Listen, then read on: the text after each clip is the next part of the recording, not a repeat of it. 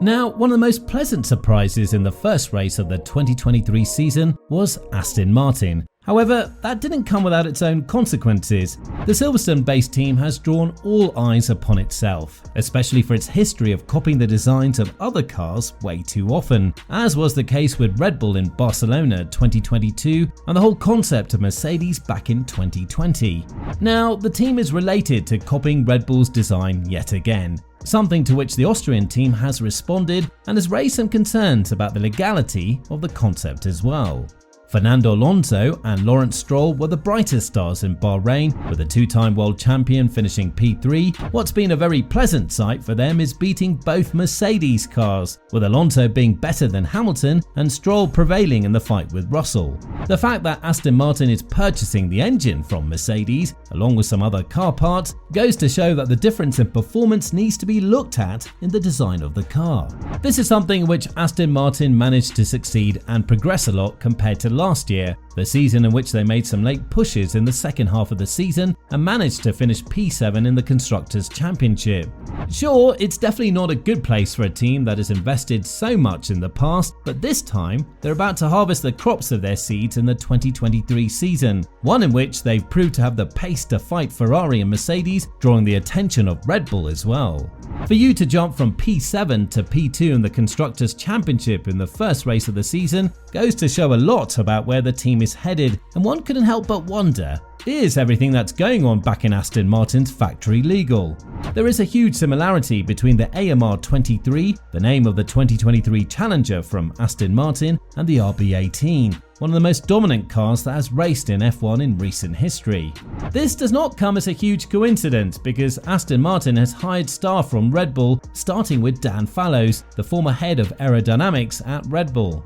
It's not a small thing for you to have such a great addition to the team, but it seems like Fallows wasn't the only one that was brought to the Austrian team. Helmut Marko has initially accused the team of building a car that is way too similar to the RB18, the car with which Verstappen was able to break so many records, such as the most wins in a season. According to Marko, Fallows was by far the only one that went from Red Bull to Aston Martin, and one bird does not bring spring to our porches, which is something that the senior advisor at Red Bull has opened up about. When talking about this matter, he added, "If you compare the cars, you can see that the Aston Martin is most similar to Red Bull. That certainly has its reasons. It wasn't just Fallows who went to Aston Martin, but also a few other people, and obviously they have a good memory."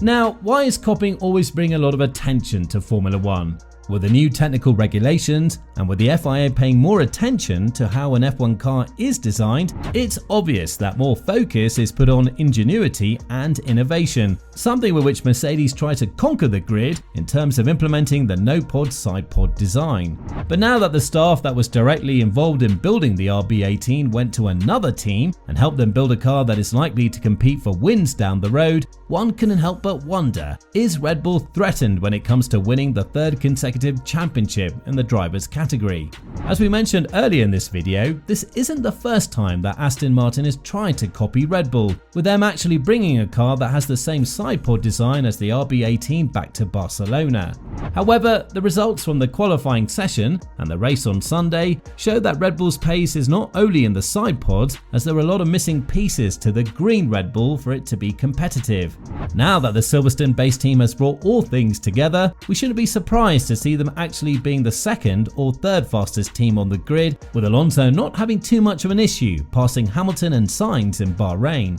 While Red Bull itself could present too big of a challenge for Aston Martin, the jump that they made from last year just goes to show that for the first time ever, the team can brag that they now have a car that's been built by people who know how to build cars, rather than just trying to buy and copy things from other teams. However, a very interesting question pops in mind. The two teams that were actually caught cheating the budget cap in 2021, with Aston Martin's being less hurtful, are now the best teams on the grid. This is why Otmar Szafnauer, Alpine's principal, feels like there is a very easy way to cheat out the budget cap thanks to a loophole that can be found inside of the technical regulations themselves. The cheating loophole would eventually allow teams to carry out development work outside the sport's budget cap, correlating with the situation that is currently happening in Silverstone. Without actually throwing dirt at Aston Martin and accusing them of cheating out the budget cap so early in the season, Szafnauer has warned that a situation in which which F1 teams could potentially benefit from doing development work outside of the cap is a real thing,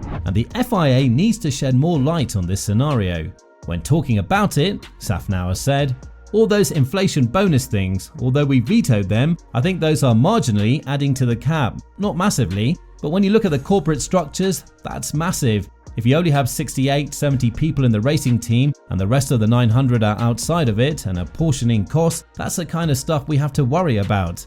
The loophole itself is not too big of a secret in Formula 1, and the teams have been very well introduced to it. The biggest teams that are likely exploiting it right now involve Aston Martin, as they have racing programs or technology departments outside of motorsport to which they shift staff in order to comply with the cap. Keep in mind that Red Bull's budget cap breach was mostly founded on sick pay leave and catering, and this is what caused them to lose 10% additional wind tunnel time and pay $7 million in fines. So staff payment is definitely the biggest thing that the teams need to pay attention to, with Otmar suggesting that huge portions of Aston Martin's factory workforce are employed off the main payroll of the team, which technically means that they're not breaching the budget cap legally, but are gaining performance thanks to the loophole itself. Now, not many teams have other racing categories in which they can employ their staff and try to do technical improvements on the 2023 version of their cars. And what seems like more bad news for Aston Martin is the fact that they probably have a whistleblower inside of their team, given the fact that the team was also able to learn about the disaster that the team has faced this time previous year due to the poorly designed car that barely made winter testing.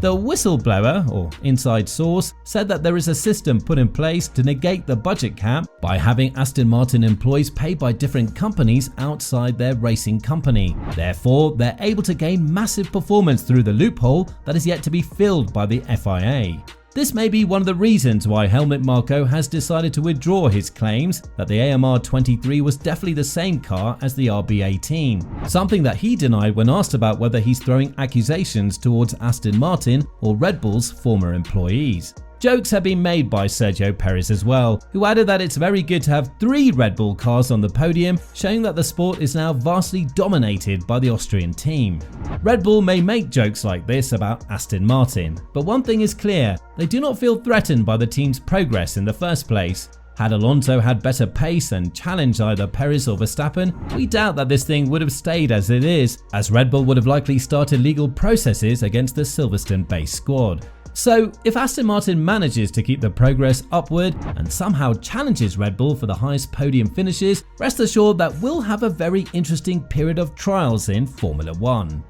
So, what do you think about Red Bull and Aston Martin? Let us know in the comments down below.